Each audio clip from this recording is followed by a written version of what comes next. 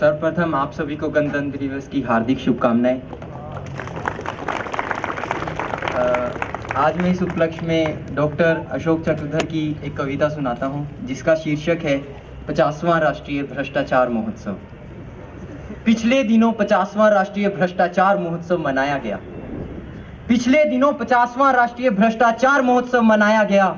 सभी सरकारी संस्थानों तथा गैर सरकारी संस्थानों को बुलाया गया। भेजी गई सभी को निमंत्रण पत्रावली, साथ में थी प्रतियोगिता की नियमावली। लिखा था प्रिय भ्रष्टोदय, कोमा डाल के लिखा था, प्रिय भ्रष्टोदय, भ्रष्टाचार हमारे देश की पावन पवित्र विरासत है, हमारी मजबूरी है, हमारी आदत है। आप भी अपने विभाग का सर्वश्रेष्ठ नमूना दिखाइए और उपाधियां तथा पदक पुरस्कार पाइए। प्रविष्टियां भरिए और न्यूनतम योग्यताएं पूरी करते हो तो प्रतियोगिता खंड के लिए स्थान चुनिए। कुछ अनतुले भ्रष्टाचारी, कुछ अनतुले भ्रष्टाचारी, कुछ निलंबित अधिकारी, जूरी के सदस्य मनाए गए, मोटी रकम देकर बुलाए गए। उसके पीछे जाके बाजू में जाके ले सकता है। तभी एक सदस्य बोला, मिस्टर भोला, भ्रष्टाचार नापने का पैमाना क्या है? हम फैसला कैसे करेंगे? जी हाँ, मिस्टर भोला बोले कि भ्रष्टाचार होता है 4 प्रकार का। पहला, नजराना। यह काम होने से पहले दिया जाता है, देने वाले की श्रद्धा और इच्छा पर निर्भर करता है। दूसरा, शुक्राना। यह काम होने के बाद बतौर शुक्रिया दिया जाता है। तीसरा, हकराना, यानी हक जताना, बंधा बंधाया हिसाब, कहीं 10%, कहीं 20%। चौथा, जबराना, यानी जबरदस्ती पाना। यह लेने वाले पर निर्भर करता है, देने वाला मरता है। इस प्रकार नजराने का 1, शुक्राने के 2, हकराने के 3 और जबराने के 4 पॉइंट। हम भ्रष्टाचार को अंक देंगे इस प्रकार। अब शुरू हुई प्रतियोगिता। सबसे पहला अधिकारी जंगल विभाग का आया। उसने बताया, इस प्रतियोगिता के लिए 4420 पेड़ कटवाए जा चुके हैं। एक डबल बेड और एक सोफा सेट पहले ही जूरी के हर सदस्य के घर भिजवाए जा चुके हैं। सुनिएगा, इस प्रतियोगिता के लिए 4420 पेड़ कटवाए जा चुके हैं और पहले से ही एक डबल बेड और एक सोफा सेट जूरी के हर सदस्य के घर भिजवाए जा चुके हैं। भाई, हमारी तरफ से तो भ्रष्टाचार का यही नमूना है। खुद ब खुद आकर देखिए, जंगल का एक भाग सूना है।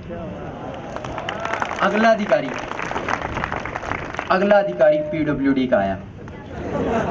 उसने बताया, हम अर्थ फिलिंग करते हैं। जी हाँ, अगला विभागीय अधिकारी पीडब्ल्यूडी का आया। उसने बताया, हम अर्थ फिलिंग करते हैं, यानी निचली जमीन में मिट्टी भरते हैं। हर बरसात में मिट्टी बह जाती है और समस्या वहीं की वहीं रह जाती है। अचानक लाइन तोड़कर अंदर घुस आए एक अध्यापक। बोले, हुजूर, मुझे अंदर आने नहीं दिया जा रहा था, शिक्षा का भ्रष्टाचार बताने नहीं दिया जा रहा था। तभी एक जूरी का सदस्य बोला, चुप रहो, 4 ट्यूशंस क्या पढ़ा ली, अपने आप को भ्रष्टाचारी समझने लगे, प्रतियोगिता में शरीक होने का दम भरने लगे। तुम क्वालिफाई नहीं करते, बाहर जाओ, नेक्स्ट यानी अगले को बुलाओ। अब आया पुलिस का दौर। बोला, हम न हो तो भ्रष्टाचार कहाँ होगा? पकड़वाने के पैसे, छुड़वाने के पैसे, ऐसे भी पैसे, वैसे भी पैसे, बिना पैसे हिले कैसे? फिर आए रेल वाले, खेल वाले, इनकम टैक्स वाले, एक्सचेंज वाले, सभी ने बताए अपने अपने घोटाले। आखिरी में अंत में जूरी का सदस्य बोला, देखो भाई, स्वर्ण पुरस्कार तो पुलिस विभाग को ही जा रहा है। अचानक मेज तोड़कर धुएं के बादल छोड़कर सफेद वस्त्र, खाकी वस्त्रधारी टोपीधारी व्यक्ति प्रकट हुआ। जैसे गीता में भगवान श्री कृष्ण ने अपना विराट रूप दिखाया था। परंतु श्रोतागण, वो भगवान श्री कृष्ण की जगह शुद्ध और पवित्र नहीं था, वो हमारे नेताजी थे। जी हाँ, अचानक मेज तोड़कर सफेद वस्त्र टोपीधारी व्यक्ति प्रकट हुआ, जैसे गीता में भगवान श्री कृष्ण ने अपना विराट रूप दिखाया था। बोला, मेरे हजारों मुंह, हजारों हाथ, हजारों लात, हजारों पैर हैं। ये सब भ्रष्टाचारी मेरे रूप हैं। मैं एक हूं, ये मेरे करोड़ों रूप हैं। अरे, मुझसे ही पैदा हुए हैं, मुझ में ही समा जाएंगे।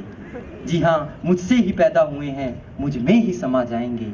आखिरकार ये सारे पुरस्कार मेरे पास ही आएंगे। जय Hind.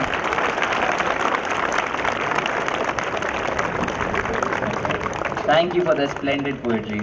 Now we have a very special performance by the children of Nyasa. I would like to invite Geetanjali to speak more about it.